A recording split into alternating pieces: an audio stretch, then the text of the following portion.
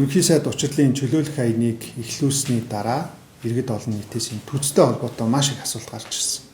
Нэг өглөө босоод ирэхээр л нөгөө нэг чөлөөсөн талбай дээр 2-3 төц гаргаад тавьсан иргэд олон нийт одоо дургуусдаг юм асуулт гарсан. Тэгэхээр засгийн газрын зүгээс энэ төцийг буцаан тавих талаар ямар шийдвэр гаргаагүй.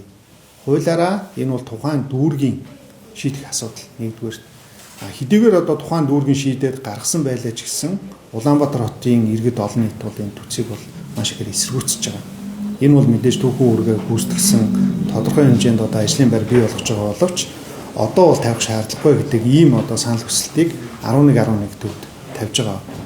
Тэгэхээр одоо засгийн газрын хувьд гэх юм бол энэ асуудал дээр анхаарал хандуулж ажиллана гэдгийг хэлье. Тэгээд дахиад хэлэхэд бол одоо иргэд олон нийт засгаас гарч байгаа шийдвэр янз бүрийн одоо бизнес эрхлэхээ явахад хүн суртал, дамжлага асуудал гарах юм бол 11 төвд хандах хэрэгтэй. Би бол одоо өдөр болгон энэ төвөөс мэдээллүүдийг нь аваад тухайн өдөр гарсан асуудал дээр бол хариуг нь өгнө.